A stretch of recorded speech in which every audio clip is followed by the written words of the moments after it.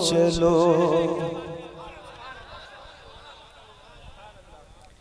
अब इसमें तुम मुझे कहना ही नहीं है कि आप कैसा बोलेंगे या कैसे सुनेंगे, क्योंकि आपकी मर्जी से पढ़ने जा रहे हैं। गम के मारो चलो, बेसहारो चलो, गम के मारो चलो, बेसहारो चलो, बेकसों का सहारा बरेली में है। गम के मारो चलो, बेसहारो चलो, गम के मारो चलो,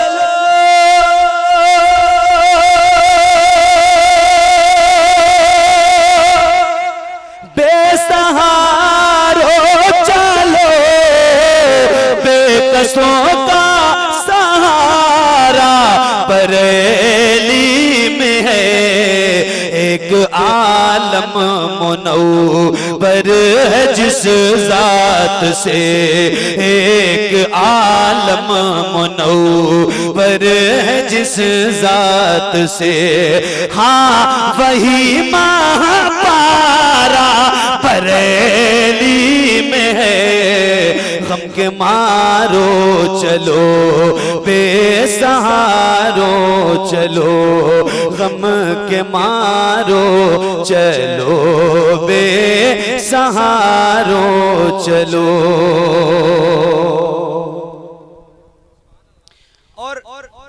एक शेर में और आप तक पहुंचा रहा हूं, मुलादा फरमाएं। गम के मारो चलो, बेसहारो चलो, बेकसों का सहारा बरेली में है। एक आलम मुनव्वर है जिस जात से, हाँ वही महापारा बरेली में है। गम के मारो चलो, बेसहारो चलो, गम के मारो चलो, बेसहारो चलो।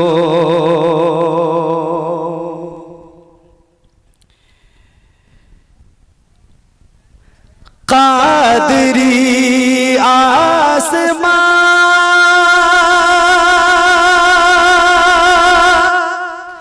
के तरख्शाका में, कादरी आसमां के तरख्शाका में, आला हज़रत के नामी गिरामी पिसे जलवे गौस आता था जिसमें नजर, जलवे गौस आता था जिसमें नजर, वो रज़ा का दुलारा बरेली में है। गम के मारो चलो, बेसहारो चलो। एक शेर सरकार ताजुश शरिया की बारगाह में पेश कर रहा हूं, मुलादा फरमाएं। एक बार नारा लगाएं, बस्ती बस्ती करिया करिया। ऐसे ही लगाते नारा, यहाँ पे ऐसे ही लगाते। एक बार और करो।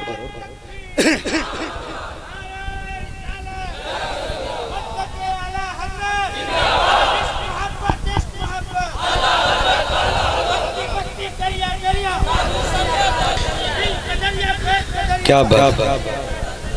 हाँ गम के मारो चलो, बेसहारो चलो, जिससे है अहले सुना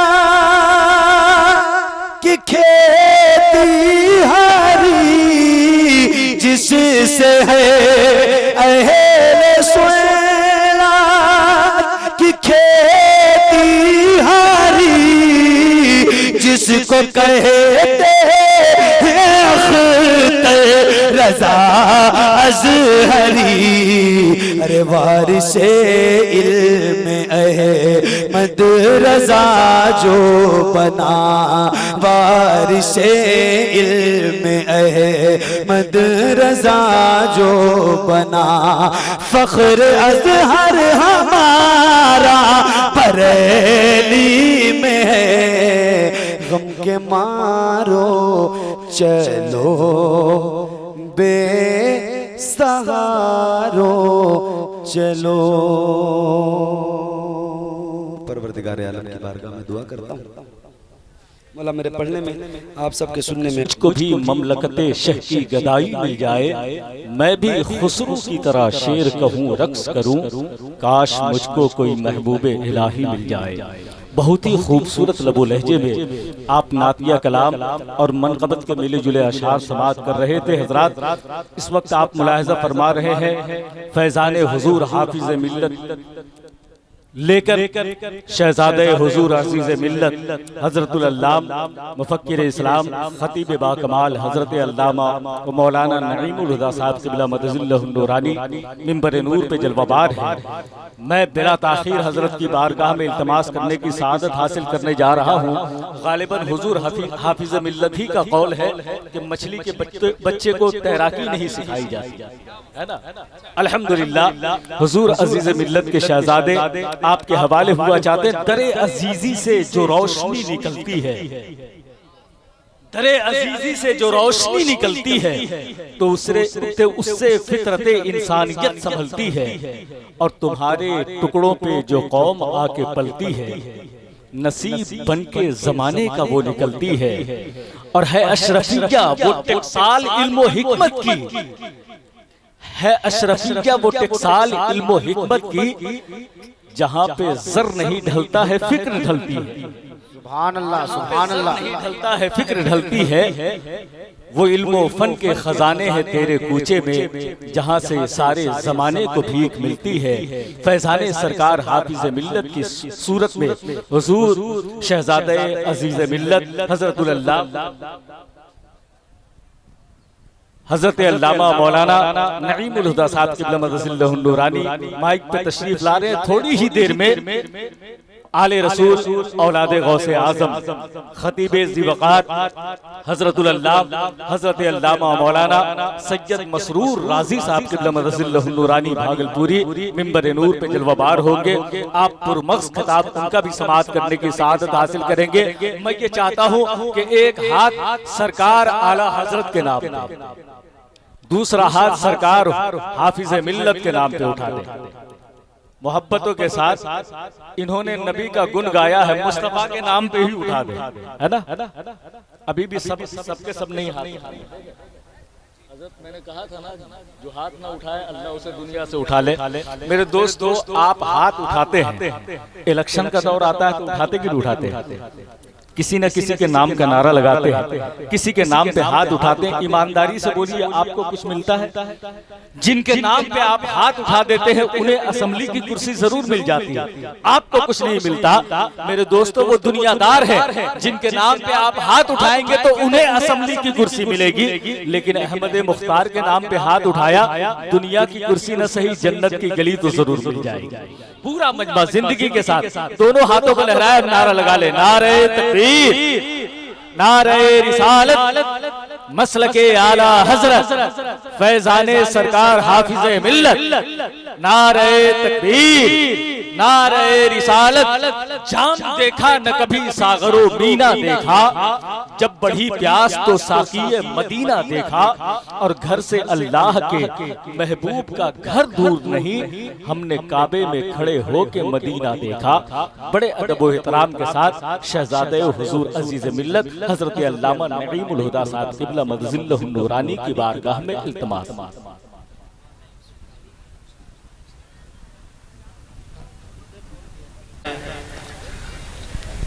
रात आधी ढल चुकी है, आधी से ज्यादा ढल चुकी है, और ऐसे वक्त में मुतालबा करना कि जोर से सलाम का जवाब दीजिए, मैं ये समझता हूँ कि मुनासिब नहीं है। बहरहाल, और इस मौके पे जो जितनी बुलंदी से आपने जवाब दे दिया, यही इसी पे अल्लाह का शुक्र अदा करके आगे बढ़ जाया जाए तो ज्यादा बेहतर। बहरहाल थोड़ी देर के लिए हाजिर हूं। मेरे बाद फिर आपको एक आले रसूल की तकरीर सुननी है, और शायद कोई अच्छा सा शायर होगा अभी स्टेज पर, उसकी नातें भी सुननी होंगी। तो इन दोनों के बीच में ज्यादा देर तक माहिल रह के आपके मिजाज के खिलाफ जाने की बिल्कुल कोशिश नहीं करूंगा।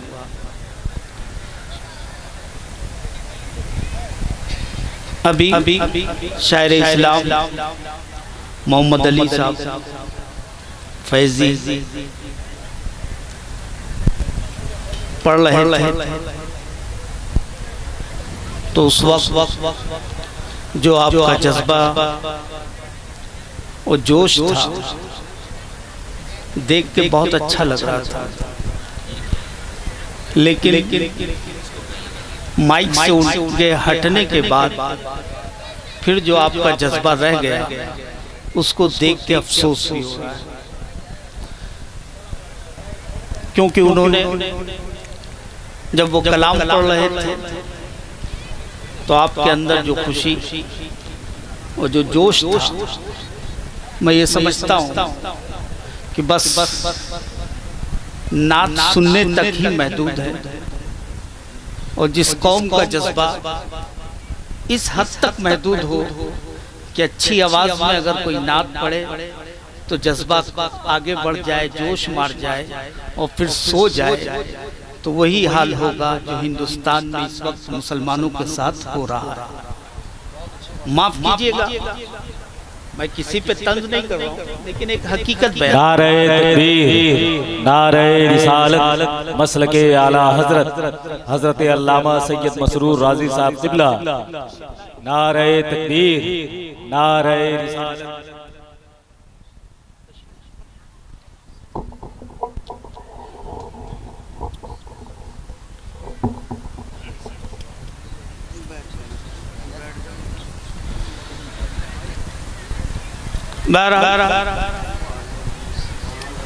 इन बुजुर्गों से हम यही कह सकते हैं कि दुआ हमारी कौम के लिए दुआ करें। थोड़ी देर हाजिर गुफ्तगू सुन। अल्हम्दुलिल्लाह अल्हम्दुलिल्लाहि रब्बिल आलमीन।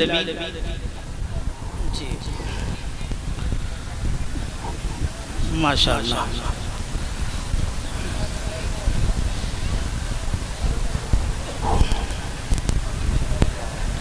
अल्हम्दुलिल्लाहि रब्बिल आलमीन वल आक़िबतु लिल मुत्तक़ीन अस्सलातु वस्सलामु अला सय्यिदिल मुरसलीन व अला आलिहि व अस्हाबिहि अजमईन। अम्मा बाद, औज़ु बिल्लाहि मिनश शैतानिर रजीम। बिस्मिल्लाहिर रहमानिर रहीम। इन्नल्लाहा गफूरुर रहीम। सदक़ल्लाहुल अज़ीम व सदक़ रसूलुहुन नबियुल अमीनुल करीम व नहनु अला ज़ालिका लमिनश शाहिदीन वश शाकिरीन वल्हम्दुलिल्लाहि रब्बिल आलमीन।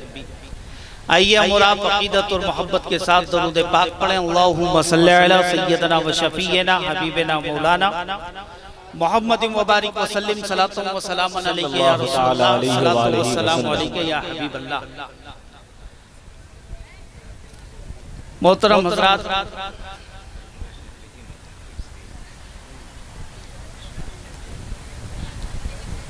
इस वक्त जो हालात हैं और दरमियाने खुतबा हमारे अजीज ने मुझे ये हार पहनाया और ये माशाअल्लाह क्या बोलते हैं इसको, जो भी डाला, मैं इनका शुक्रिया अदा करता हूँ।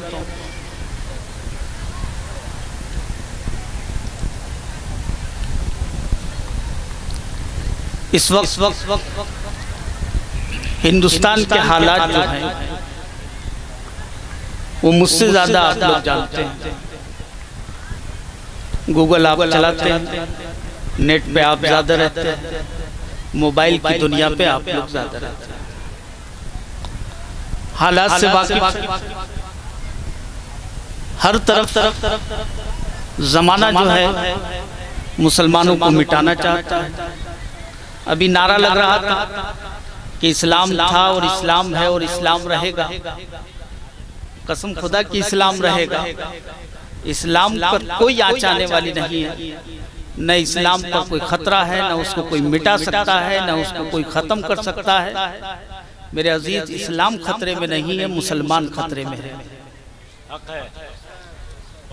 उसकी हिफाजत तो उस परवरदिगार ने खुद ली है अपने जिम्मे करम पे कि इसके मुहाफिज हम हैं, और जिसका मुहाफिज रब हो उसको कौन मिटा सकता है और उसको कौन खत्म कर सकता है।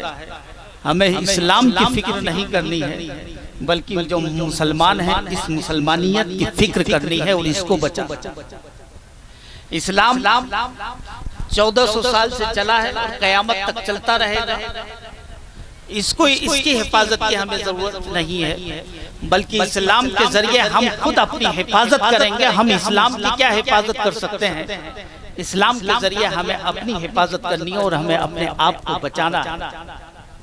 तो अजीज दोस्तों और बुजुर्गों, हालात कितने बिगड़ चुके हैं। हर तरफ मुसलमान सताया जा रहा है, बर्बाद किया जा रहा है, लूटा जा रहा है, माशी तौर पे भी बर्बाद किया जा रहा है, समाजी तौर पे भी बर्बाद किया जा रहा है, सियासी तौर पे भी बर्बाद किया जा रहा है। हर मोड़ पे मुसलमानों को तबाह करने की, बर्बाद करने की कोशिश की जा रही है। और उसके साथ ही साथ उन लोगों ने, दुश्मनों ने एक फिक्र फैला रखी है और एक फिक्र भी दे रखी है, और दुश्मनों की ये कोशिश है कि मुसलमानों को अगर मिटाना है, मुसलमानों को अगर खत्म करना है, तो इनके दिल से इश्क़ रसूल को खत्म कर दिया जाए, इश्क़ रसूल को मिटा दिया जाए, तो ये कौम खुद ब खुद मिट जाएगी, ये कौम खुद ब खुद खत्म हो जाएगी। इश्क़ रसूल को खत्म कर दिया जाए इसके दिल से, तो फिर इसे मिटाने की जरूरत नहीं है। ये यहूदियों ने बहुत पहले चाल चली थी और यही चाल आज भी चली जा रही है। आपके घरों में, आपके दुकानों में, आपकी जेब में और आपके हाथ में इस्लाम दुश्मनों ने बड़ी खूबसूरती के साथ इश्क़ रसूल छीनने का और इश्क़ रसूल आपके दिल से निकालने का जो सबब पैदा कर दिया है, आपके हाथ में जो जरिया दे दिया है, और उस जरिए के जरिए, उस जरिए के साथ वो लोग अपने मकसद में कामयाब होते हुए नजर आ रहे हैं। इस वक्त हमें जरूरत इस बात की है कि हमें इस पर गौर करना होगा, हमें सोचना होगा, हमें समझना होगा, हमें हर तरफ नजर रखनी होगी। हमें ये देखना होगा कि कौन है जो हमारे दिल से जो है इस्लाम की इज्जत को खत्म करना चाहता है, उसकी अहमियत को खत्म करना चाहता है, उसके वकार को खत्म करना चाहता है। हमारे दिल से वो उस वकार को खत्म करना चाहता है। इस्लाम के वकार को तो वो खत्म नहीं कर सकता है, हमारे दिल से इस्लाम के वकार को खत्म करने की कोशिश कर रहा है। और जिस दिन वो इस पर कामयाब हो गए, उस दिन ये कौम खुद ब खुद मिट जाएगी। हमें अपने दाएं बाएं अपनी जिंदगी और अपने माहौल, अपने माशरे पे निगाह डालनी होगी और गौर करना होगा कि हमारा अमल हमें कहाँ लेके जा रहा है, हमारी जिंदगी किस तरह गुजर रही है, हमारे सुबह शाम किस तरीके से गुजर रहे हैं, हमारा वक्त किस तरीके से गुजर रहा है। इस पर हमें और आपको सोचना होगा। मेरे अजीज, बहुत धुआंधार तकरीर करने का वक्त नहीं है।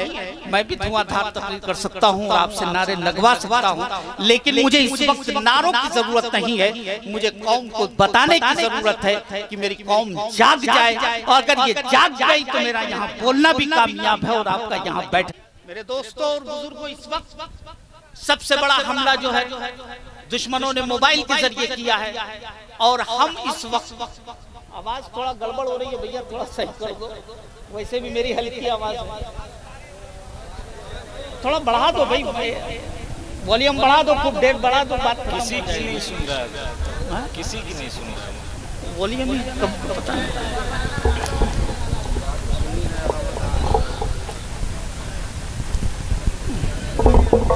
Hello hello hello hello hello hello hello. मैं आपको ये बताना चाह रहा हूँ, आप जरा गौर कीजिए कि हमारे बच्चे किधर जा रहे हैं, आने वाली नस्ल किधर जा रही है। मोबाइल हमने अपने बच्चों को खरीद के दिया। हमारे बच्चे रात को 2-2 बजे तक मोबाइल पर वक्त अपना गुजार रहे हैं, मोबाइल देख रहे हैं। हमने कभी नहीं पूछा अपने बच्चे से कि रात के 2 बजे तक तुम मोबाइल पे क्या कर रहे थे। कौन सा ऐसा बिजनेस चल रहा है मेरे अजीज, कौन सा ऐसा काम चल रहा है कि रात को 2-2 बजे 3-3 बजे तक हमारा बच्चा, हमारा जवान और बिलखुसूस नौजवान जो है वो अपना वक्त जाय कर रहा है, अपना वक्त भी जाय कर रहा है, अपनी सेहत भी जाय कर रहा है, अपना अमल भी जाय कर रहा है। ये मोबाइल की दुनिया जहां आसानियां पैदा कर रही है, जहां इसने एक दूसरे को जोड़ दिया है, जहां दूरियों को इसने मिटा दिया है, वहीं पे ये मोबाइल की दुनिया ने हमें अपने दीन से भी दूर करने की कोशिश कर रहा है, हमें इस्लाम से दूर करने की कोशिश कर रहा है। हमारा जवान इसी में बहता जा रहा है, बहकता जा रहा है और हम इसमें खुश हैं। मेरा बच्चा जो है हर ऐप चला लेता है, हर फंक्शन को जानता है। जिस फंक्शन को देखिए हम नहीं जानते हैं, मगर मेरा छोटा सा बच्चा जो है वो फंक्शन चला लेता है, जो चाहता है वो कर लेता है। वो व्हाट्सएप भी चला लेता है, ट्विटर भी चला लेता है, वो और भी दीगर जितने ऐप्स हैं सारे ऐप्स चला लेता है। हम खुश होते हैं मेरे अजीज, लेकिन ये खुश होने का वक्त नहीं है, ये रोने का वक्त है कि हमारा बच्चा अपना अजीम वक्त जो है वो मोबाइल की दुनिया में सर्फ कर रहा है और दूसरों के बच्चे जो है अपने मोबाइल को छोड़कर, अपना सब कुछ छोड़ के वो इल्म हासिल करते हुए नजर आ रहे हैं, जगह जगह तालीम हासिल करते हुए नजर आ रहे हैं। और हमारा बच्चा जो है मोबाइल की दुनिया में बर्बाद हो रहा है और मोबाइल के जरिए से वो है तरह तरह के खुराफात में फंसता हुआ जा रहा है। आज आप एवरेज निकालेंगे तो गुनाहों में जितना मुसलमान मुब्तला नजर आएगा कोई दूसरी कौम नजर नहीं आएगी। लॉटरी की दुनिया हो तो आप देख लीजिए, मुसलमान एवरेज के हिसाब से ज्यादा मिलेंगे। शराब की दुनिया हो तो देख लीजिए, परसेंटेज के हिसाब से मुसलमानों की तादाद ज्यादा मिलेगी। जुआ की दुनिया हो उसमें देख लीजिए तो परसेंटेज के हिसाब से मुसलमान मिलेंगे। और भी जितनी बुराइयां हो उसमें परसेंटेज के हिसाब से आप देख लीजिएगा मुसलमान जवान नजर आएगा, मुसलमान नजर आएगा।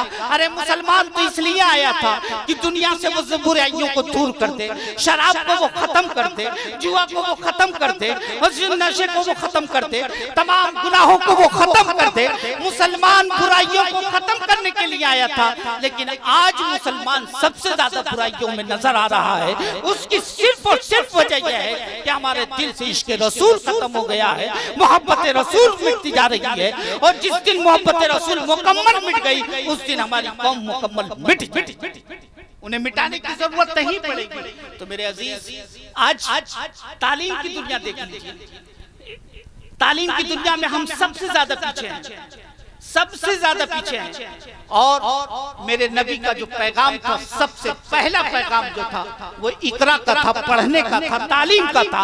नमाज का हुक्म बाद में दिया है, हज का हुक्म बाद में आया है और दीगर फरमान बाद में आए हैं। लेकिन रसूल पाक सल्लल्लाहु अलैहि वसल्लम पे जो पहली आयत करीमा नाजिल हुई है वो कोई और नहीं है, नमाज के लिए नहीं उतरी है, हज के लिए नहीं उतरी है, रोजे के लिए नहीं उतरी है, ज़कात के लिए नहीं उतरी है, तौहीद के लिए नहीं उतरी है और न ही माँ बाप की खिदमत के लिए उतरी है, किसी और हुक्म के लिए नहीं उतरी है।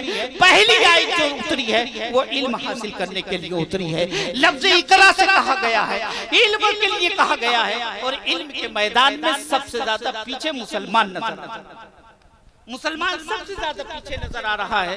मैं बात कर रहा हूँ, शायद मेरी बात कड़वी लग रही हो, लेकिन मैं एक हकीकत बयान कर रहा हूँ।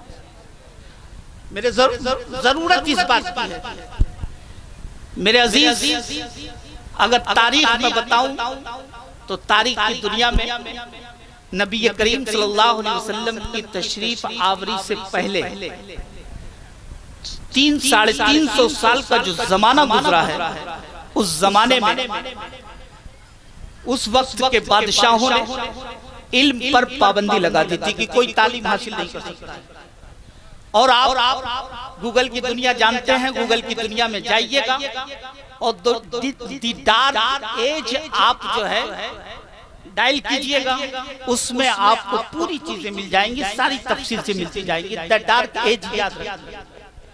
मोबाइल में ही आप चेक कर लीजिएगा, गूगल पे जाइएगा और द डार्क एज डायल करके उसके बाद आप आगे बढ़ते जाइएगा, आपको पूरी लाइन मिलती जाएगी। उस जमाने में उस वक्त के बादशाहों ने इल्म पर पाबंदी लगा दी थी कि कोई तालीम हासिल नहीं कर सकता। अगर किसी ने तालीम हासिल की तो उसे सख्त सजा दी थी। और पादरियों ने, पोप जिन्हें कहते हैं, उन लोगों ने जो है फतवा दे दिया था कि इल्म हासिल करना हराम है। आम लोगों पर इल्म हासिल करना हराम है। अब जो कोई भी इल्म हासिल करता था या कोशिश करता था उसे सख्त सजा दी जाती थी और जला दिया जाता था। एक लड़की थी, उसको शौक हुआ कि मैं इल्म हासिल करूंगी और खामोशी से लोगों को एजुकेटेड बनाऊंगी, लोगों को तालीम दूंगी। उसने तालीम हासिल की। उसका नाम हेटी पेटिया था। ये भी आप डायल करके देख लीजिएगा, उसकी पूरी हिस्ट्री निकल आएगी। उसने यूनान में जाके तालीम हासिल की और तालीम हासिल करने के बाद अपने घर आई। अपनी आबादी में उसने बड़ी खामोशी से एक कोचिंग सेंटर चलाया कि गवर्नमेंट को पता न चले। कुछ दिन तक वो पढ़ाती रही, लेकिन दुश्मनों ने गवर्नमेंट तक खबर दी। दलाल जैसे इस जमाने में है, उस जमाने में भी कुछ दलाल थे पुलिस के, जाके पुलिस को खबर कर दी, उसको गिरफ्तार कर लिया गया। अब जब उसको गिरफ्तार किया गया है तो उस वक्त के पोप ने उस फतवा दिया था कि इस लड़की के कपड़े उतारे जाए और इसको पथरीली जमीन पे घसीटा जाए और घसीटने के बाद जब इसकी खाल उधड़ जाए तो जलते हुए तेल में इसको, खौलते हुए तेल में इसको डाल दिया जाए। लड़की को वो सजा दे दी गई। ये सजा दी जा रही थी उस वक्त इल्म हासिल करने पे। लेकिन जिस जमाने में इल्म पर पाबंदी लगी हुई थी, उस जमाने में गारे हेरा से एक सदा निकल रही थी कि अगर तुम्हें अच्छा बनना है, तुम्हें बेहतर बनना है, तुम्हें कामयाब बनना है, तुम्हें हुकूमत करनी है, शोहरत हासिल करनी है, इज्जत की जिंदगी गुजारनी है, तो पहले तुम इल्म हासिल कर लो। और जिस दिन तुमने इल्म हासिल कर लिया तुम इज्जत की जिंदगी गुजार। ये सदा कहीं और से नहीं मिली थी, वो किसी और जगह से नहीं थी, गारे हेरा से मिल रही थी। और सदा लगाने वाली जात कोई और जात नहीं थी, वो हमारे और आपके आका नबी करीम रसूल पाक सल्लल्लाहु अलैहि वसल्लम की जात मुक़द्दस। मेरे दोस्तों और बुजुर्गों, इस वक्त जरूरत इस बात की है कि हम अपने बच्चों को अच्छी से अच्छी तालीम, आधी रोटी खाएं मगर बच्चों को पढ़ाएं, बच्चों को अच्छी तालीम दें। जो बूढ़े हो गए, जवान हो गए, नहीं पढ़ सके, ठीक है, वो नहीं पढ़ सके हालात की बुनियाद पर, लेकिन अपने बच्चों को, जो छोटे बच्चे हैं, उन्हें आप स्कूलों में बिठाएं। मैं ये नहीं कह रहा हूँ कि सिर्फ मदरसे में डालिए और उन्हें मौलाना बनाइए, सिर्फ मौलाना बनाइए, ये मैं नहीं कह रहा हूँ। सिर्फ मदरसे में तालीम दीजिए, ये मैं नहीं कह रहा हूँ।